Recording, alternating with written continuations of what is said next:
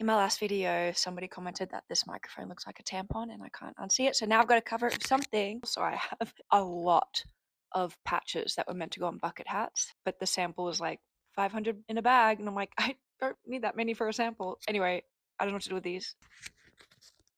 That looks so stupid. Welcome back to Talking Smack. I have a question. If you were a child in 2012, or even a parent, or anybody, if you were anyone in 2012 and you lived in Australia or New Zealand or USA or Canada or Beijing, you might have been part of this story. We all know the Dreamworks film, How to Train Your Dragon, and we all love it, right? It came out in 2010. So a bunch of movies and sequels, and then there's TV shows, and then there's video games and books, and it's a very long-winded franchise. We love it though. It's not bad. That's not the problem here. What's weird is that there seems to be one part of that franchise that's like been erased and totally forgotten about. It's like it didn't exist. But I'm here to tell you that it did exist because I was part of it. How to Train Your Dragon Live Spectacular. The exciting adventure inspired by the Academy Award nominated film. For the first time ever, 24 larger-than-life dragons with never-before-seen 40-foot wingspans, a huge cast of Viking warriors. Yep, that's me. 2012, Dreamworks came out with a How to Train Your Dragon live arena spectacular world tour theater show. They labeled it the most ambitious show of that time. How to Train Your Dragon live arena spectacular. No, wait. The Dreamworks How to Train Your Dragon Live Spectacular Arena World Tour was a multi-million-dollar production. They put money into this. Combination of Dreamworks, Global Creatures, and the Creature Technology Company, which are from Australia. And if you are familiar with Walking with Dinosaurs, then you might know where this is going, because what they build is insane. Creatures move so realistic. They breathe fire, they roar. The whole company was about 100 people. Looking at my notes, it was 23 dragons. The large dragons weighed 1.6 tons each, and there was 25 performers. I was Astrid.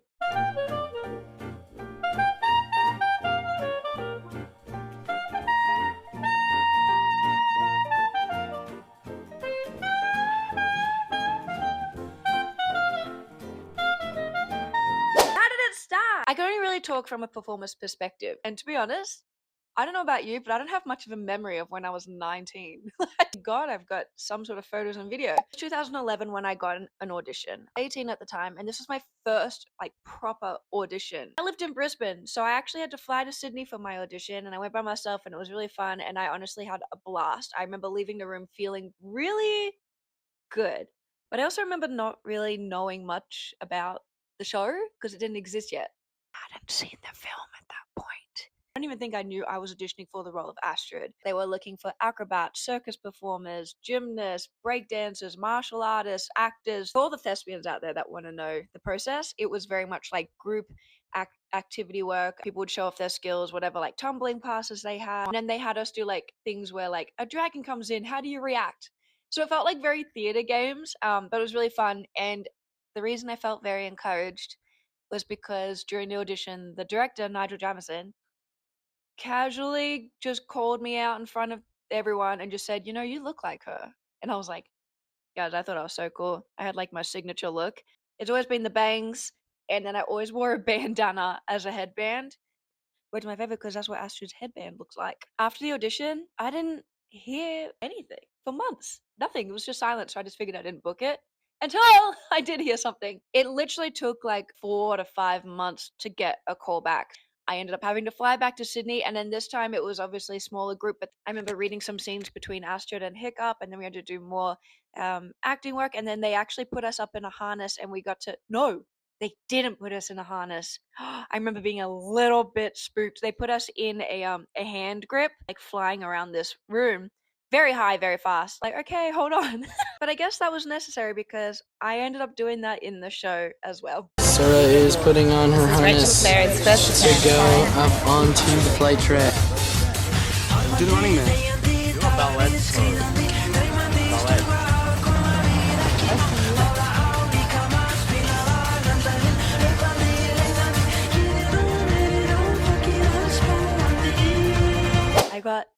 the call and the offer of a lifetime. DreamWorks, How to Train Your Dragon, lead role, Astrid, going to America. That's basically all I knew at that point. Obviously said yes. This show was top of the line. Like every department you can think of, the lighting, the music, staging, the props, the wardrobe, the animatronic dragons, obviously, the puppeteers, the creative team, like it was top of the line, which is why I'm wondering if anyone here saw it. Doing the show was really fun. It was life-changing. It even got me to America. Thank you, DreamWorks, for the visa, because then you changed my life for the next decade. One of my favorite parts was actually doing the media. We had to do a lot of interviews. I'm talking every single city we traveled to, which was weekly. We would be doing the local newspaper, the radio stations, the morning talk shows, podcasts, which barely were a thing, magazines. Even have a thing where like the press would come to us and it was like 30 people, like paparazzi vibes, and we're just standing there like in our costumes. And then we also did a meet and greet before every single show. So for any VIP guest, we would do like a little skit, would bring out a little dragon in this like room, and then I would get a photo and high five every single kid. So I'm like, where are those kids and where are those photos? I've never seen them ever. Okay, Sarah, so what's your favorite dragon? I love the little egg biters. They're so cute. No, I'd have to go with the stingers, guys. I mean, they're so fast. I'd have to go with the Gronkle. Have you guys seen how far you can blow those smoke rings? It's incredible. I mean, I'm gonna have to go with Toothless. You're so predictable. No. Where was this show even happening? The show started in Australia. Now I'm probably boring you already with so many unnecessary details, so I'm very sorry, but also not. The whole company had to move to Sydney, and we actually workshopped and created this show at Fox Studios, I think for like 2 to 3 months, and that was probably my favorite part of the whole experience. We all stayed in the same hotel. We got to do so many touristy things in our downtime, which we got to show all of our foreigners things about Australia that we love. And we got up to all sorts of antics. It felt like work was not work because, as you can see in these behind the scenes videos, it was very experimental, it was very creative and workshoppy. And what was really awesome for all of the cast members who were like excelled at all their individual skills, it was like, you were here for this reason, so show it off.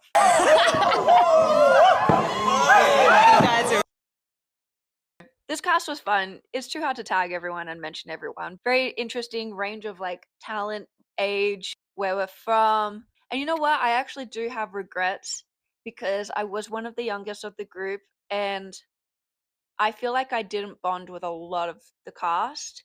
It's not their fault. It was because I actually ended up dating someone in the cast, and that was a mistake. That was a mistake. He wouldn't let me talk to anybody. He like limited me seeing people, and but that's not. I mean, that was a huge part of it, and it sucked. And he actually got, you know what? He got fired because he had so many complaints against him. It was great. It ended up great for me. But the point is, I actually like missed out on that bonding period with a lot of the cast, and then also I was probably one of the only ones that didn't drink alcohol and didn't like going to bars. I loved everyone in the cast, but I feel like I missed out on deeper friendships there. And I'm gonna just say this right here. Astrid is like grumpy in comparison to all these other characters. I remember like performing the actual show and I have to be Astrid. Everybody else is like having a great time, making each other laugh, playing around, being all goofy, cartwheeling and roly-polying, and I had to stand there being like, I'm gonna kill this dragon. And I wasn't bored, but it could have been more fun if I got to play around. I had to be mean. While we were rehearsing and creating the performance part of the show, the crew were building these dragons. You guys, the size and like quality of these dragons, it's unbelievable. It's unbelievable. It's good. It's wow, I cannot do a Donald Trump impression, which is great. Why would I want to do that? Anyway, these dragons were crazy. Like they were actually the size of buses. They blinked, they roared, they walked, some of them flew. And we got to fly on it. And they breathed fire. Back to where this show even happened. Actually opened our first show in Melbourne. Then we went back to Sydney, performed. Then we went to Brisbane, my hometown, which was so special because I got to have friends and family come see me in this like the biggest thing I've ever done. Then we went to Auckland, New Zealand, and then we went to the USA. We did Canada. I have to look at my notes here and not remember where we went. Maybe I'll just put up a screenshot of where we went. And this was an open-ended contract, so, you know, Eventually the show stopped, but it could have gone all over the world because it was a world tour. I think we did about 8 to 10 shows a week. And okay, side note, because 2 Astrids and 2 Hiccups, and it's because the show was so physically demanding, and then also, you know, there's press and meet and greets and everything, and so it's just a lot, especially for Hiccups. So one night I would perform, and the next night Gemma would perform as Astrid. Same with the Hiccups. There was 2 actors, which was really great. I only had to perform like 4 times a week. This is a really long video. Oh my god. The problem with this show is that it was maybe too ambitious. There were so many technical difficulties that almost every single week in every single city show would stop. Sometimes the audience wouldn't even know it stopped because it's like a couple of seconds, but we would know. And then sometimes the show would stop for 10 minutes and it's just like house lights come up, there's an announcement, and they're like, sorry, we're having technical difficulties. And you hear the audience and the kids are crying and screaming, and you're like, oh my god, it's so embarrassing. And we're waiting backstage, we don't know what's going on. And there was even times where the show would completely stop and the audience just had to go home. Some people didn't even see the second act, they just had to go home. I don't know how much the tickets were because I never had to buy them, but I feel like they're probably pretty expensive. Yo, sorry to all those parents out there. It's not our fault. And I don't think it was anyone in particular's fault. It was just like the safety requirements were pretty extreme, obviously, because it's like people could die on stage. So if anything went wrong, if any cue, and there were so many cues, if any cue went wrong from any department, they would have to like press the red button, stop the show. I hope my memory is making it more dramatic than what it was. But if you saw the show, do you remember if you saw the whole show? Do you remember anything funny going on? Do you remember like someone dangling from the roof? Me. And like a cherry picker coming out and taking 5 minutes to be like, and then unhooking me from my wire, and then I just go down on the cherry picker. It's just like Astrid walking off like a human with security. I know that this video is all over the place. My memory is just coming back as I'm talking about it. Anyway, it's time to tell you guys why this show came to an end. We're in California, and after the show we were all told to go to this bar for a cast party, and I'm pretty sure someone from Dreamworks was there. They were thanking us, and they're like, we've had a great time. By the way, you've got 2 weeks left, and then you're all going home. Wait, what? It was completely unexpected, at least for the performers. Maybe the crew knew. Maybe they knew. A lot of us are international, so we're like, okay, so in 2 weeks I'm going back to Australia and just starting my life over again, or someone's going back to France, back to England, and we're like, okay, does that mean like we have to say goodbye and like this is the end of it? Yes! And the reason why the show is ending is because DreamWorks sold the show to China. Like, they just sold the whole show to China. Except here's the catch. We weren't part of that. At least we didn't think we were. So if you've been following me for a little while, you might know that I'm an Australian and I live in America. And that was the time frame where that happened for me. This is 2012. It so happened that our last show was in Anaheim, California, which is very close to Los Angeles. And then some of the other performers in the show had agency representation from LA come see the show on the last weekend. And then they came backstage and they're like, hi, nice to meet you. Oh, you're Australian? Oh, if you ever need a sponsor, you know where to find us. You best believe your bottom dollar. The first day off, I caught the train to this agency's office in LA, and I knocked on the door and I was like, hi, somebody saw me perform in a show and I want to sign with you guys. Just so you know, that's not how it happens in LA, but for some reason it happened and it worked out, and I actually signed a contract that week, and then I canceled my flight home. I didn't know anything about LA. I didn't know one thing and I didn't even care about it. It was not a dream. It was not an aspiration. I was like, I'm here and I have a visa. Let's see what happens. And I'd saved all my money. So I was like, I'm fine for a little while. If I don't like it, I'll just go back home. I know this video is so long, but there's still more to the story. If you want to know where we ended up next, stick around. Months go by and I get approached by this new owner from China, offering me the role of Astrid in Beijing. Yeah, why not? I'll take it. Then I found out not everyone was asked back. Less than half of them were asked to go to Beijing, and everybody else completely lost their jobs. Basically, anybody who had a speaking role was offered the contract in Beijing. I feel like I just want to end the video here, but there's still more. Working in China is very hard as a theater performer. If you've done it, you know. There's no rules over there. They do whatever they want. The red flag started before we even got there. Starting in May. I'm like, great. May comes around and I'm like, what? Where? Do I have a flight? They're like, just kidding. You're starting in August. Great. August comes around. I'm like, am I supposed to pack my bags? just kidding. Anyway, this happened multiple times. It ended up being like 8 months of them being like, come now, just kidding, you're going then, hang on, you're too late, you're too early. So everybody who didn't get a job, they replaced with local members, and it was really fun to just like learn a new group of people and befriend them, and we had to go through a workshop period again, obviously, because they had to learn everything. There's a language barrier, we had translators, and yes, it was dubbed in Mandarin. However, because the show relied on so many technical cues, they had to have it come from us. So we every single night were saying our lines. So I'd be like, Hiccup, wait, and then it would dub. Great Mandarin. Also, yes, I did have to do an American accent for the show. But it was kind of fun because the audience weren't hearing us. So we could hear each other because we had microphones, and we had to say the right things because we had someone using our cues to press the dubbing button. But we didn't have to sound cute. Hiccup! Wait! You can do whatever you want. There was a few hiccups.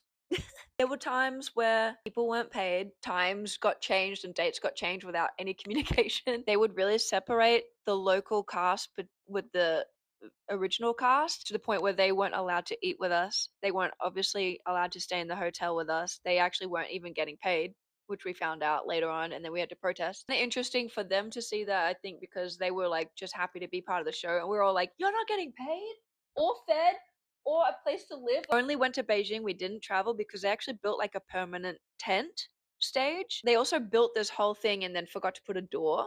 I remember that being a thing. One time I turned up to work and there was a girl and they're putting our costume on, and I was like, what's going on? Some relative of like the guy who owned the company, and he just wanted her to be Astrid. And we're like, she's never done the show. And I do remember going on strike a few times, like, because I think people weren't getting paid. Like, from what I remember, it felt like a dress rehearsal like every night. I don't know why. They just weren't, no one was interested, or they weren't promoting. I don't remember doing any press. And then, yes, we got fired again. They tried to fire us without giving us 2 weeks. There was like some confusion about like, we got fired and then rehired and then fired all within 1 week.